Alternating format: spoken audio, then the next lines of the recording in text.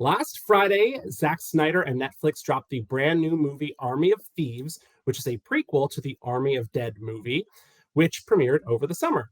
Our very own Gordon sat down with Snyder as well as the film's director and star, Matthias Schweighöfer.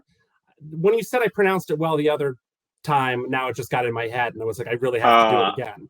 Schweighöfer. Matthias Schweighöfer to talk about the genre-bending flick. Gordon, please tell us more about it. Absolutely. So, yeah, it was fantastic to get to talk to Matthias and Zach about Netflix voice command Army of Thieves. And before we talk about it, let's take a quick look. This window of opportunity isn't just our only chance, it's yours. My only chance for what? A life less ordinary.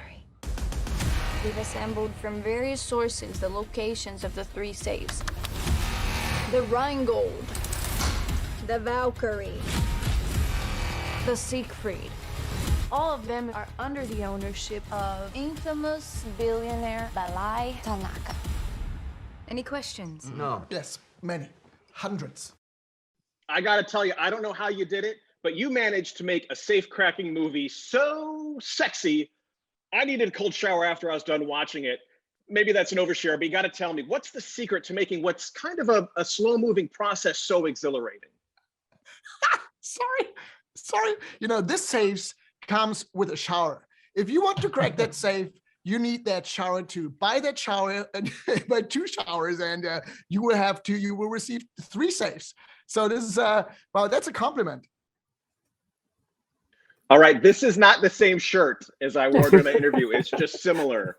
I don't wear plaid all day, every day. And I really hope that if you watch that clip, you don't think I was making a joke about how sexy this movie is. And it's about safe cracking, but it's so beautiful that they take this kind of mundane process and make it so interesting. That's the kind of the funny thing about this movie is Army of Thieves is the prequel to Army of the Dead, which is a straight up zombie movie. But this, and I think there's been some controversy surrounding this, is not a zombie movie. There are zombies, but they appear, it's almost like the precursor to the zombie movie. So any zombies occur in Las Vegas while this movie takes place elsewhere, or zombies in a dream sequence. It's really not a zombie movie. It's really a heist movie in the same vein as like Ocean's 11, Ocean's 12, Ocean's 13, Ocean's 8. And I think they really did a fantastic job with it, but it is an example of a movie zigging when you expect it to zag, or zagging when you expect it to zig, one or the other. So it really was kind of surprised going into it. And if you want more of that interview, and it's amazing, check out, it'll be on YouTube later this week, if I do say so myself. But that got us kind of talking about movies that zig when we expect them to zag. And my personal one that I interviewed earlier this year, Bob Odenkirk, around his movie Nobody, which was really interesting because when you see the trailers, it looks like, haha, a funny guy becomes an action star by accident, and it is not that at all. Just to spoil the first couple minutes of it, a man's house is broken into, and he has the opportunity to get the jump on the thieves and decides not to, which is actually the smart thing to do. If anybody ever breaks into your house, like don't try to grab their gun. And he kind of gets, people are sympathetic, but at the same time, they're like, but if I was there, boy, I would have done something. And you kind of feel bad for this person. And I could completely relate to it. My home was robbed 10 years ago. And you kind of have this mental block where you're like, thank goodness I wasn't there. But at the same time, ooh, I wish I was there. It's a really a conflicting thought process to have for something, so traumatic that happens to somebody. So as I'm watching this movie, I'm like, oh, this is going to hit a little too close to home with these kind of themes. But then it takes a hard right from the direction you think it's going, and it is amazing. This is a great movie. This is a great old school action film, honestly. Like, so if you're not like, nowadays action movies aren't that gory. Like, go back and watch Die Hard, the original Die Hard. You'll be surprised at how gory it is. And this movie is in that vein. So if that's not for you, maybe don't check it out. But talk about a movie that you think is doing one thing and then does something completely different. So again, my pick is Nobody. Audrey, what did you have? What was your zigzag pick? So mine is a horror film that came out this year called Malignant, and we watched it around Halloween time for all the spooky vibes. It has like the most vague description of all time for probably a good reason because they don't want to spoil the twist. But it's like paralyzed by fear from shocking visions. A woman's torment worsens as she discovers her dreams are terrifying realities. So like that really doesn't tell you anything. Basically, we know this chick had a troubled past. We're not exactly sure what went down, but she starts acting out. We then come to realize she doesn't actually have control over her body. Somebody else does. And then there's someone named Gabriel. Who is Gabriel? And that's where it really goes off the rails. And I won't spoil it for anyone. But if you're into horror movies, if you're into some bizarre twists, this is probably for you. So yeah, Malignant on HBO Max is my pick for a zigzag movie. But yeah, watch it. David, did you watch it? You were nodding along. No? No, I was just nodding in enjoyment of what you were saying. Good. We all enjoyed it. Yeah. Everyone should watch it, except Kayla, because she will not like it. But Kayla, you're up next. What is your you can pick? spoil it. You can spoil it for me because I'm not seeing it anyway. I'll tell you on the side. Okay.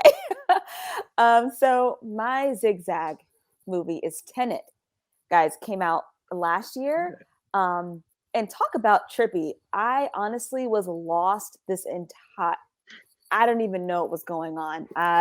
The main guy protagonist, he has to prevent World War III from happening. So he has to travel back in time and forward in time, trying to stop this huge disaster. And it's just, there are a lot of parts in the movie where it's just backwards. Like it looks like it's rewinding.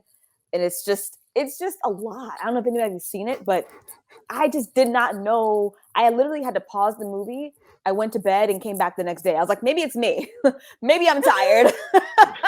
Maybe I'm just tired. But I came back the next day and I was still like, what's going on? So I thought it was going to be like a straightforward, straight shooting movie. And it definitely was not. A lot of people I talked to have watched it twice just to wrap their minds around it. I've heard, Kayla, like from so many people who saw it that they just didn't understand what was going on. So it wasn't just you; it was a lot of people. Okay. I was like, let me. I appreciate. I'll come back tomorrow. Yeah, I appreciate that you went to bed and still gave it a shot. I would have been like, nah, done. So dedicated. I was like, I need to see how it ends. I already committed. It was 1 hour. I think it's like a little over 2 hours. So it's a bit of a ride for sure. Yeah.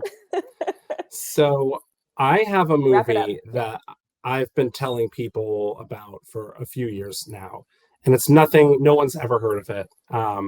It's called Suntan. I saw this movie a couple years ago. Excuse me, at the Philadelphia Film Festival. I don't know why I chose it.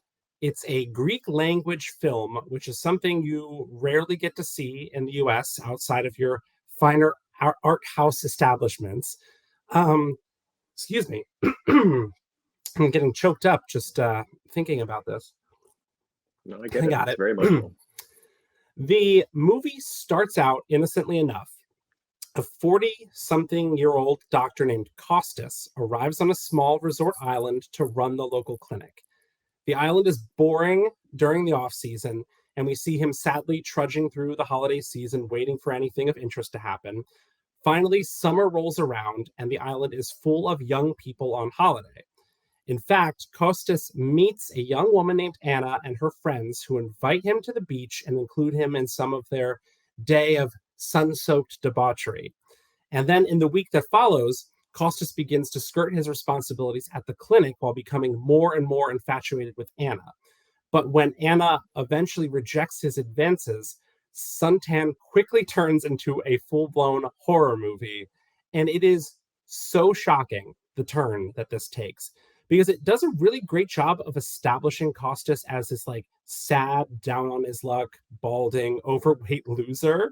And when he finds this group of college students who like take him in after months of loneliness, you feel legitimately happy for him. You're like, oh, it's so sweet. Like he's so happy. But it's not a feel-good movie. It's horrifying. And where the movie started is not where it ends up. And if you're uncomfortable at all with sex, nudity, violence, or any combination of that, do not watch this movie. I feel like we're doing a lot of, this movie is great, don't watch it. But yeah, what not to watch. Meanwhile, I'm like, watch this movie. If you are looking for something very, very different, Suntan is free on Tubi. So say Tubi into your voice remote, or go to say Suntan, you can play it on Tubi. It is so unexpected and such a wild ride. I mean, I remember sitting there like my mouth open, like I can't believe this is the turn this is taking. So Did you know it was horror before you went into it?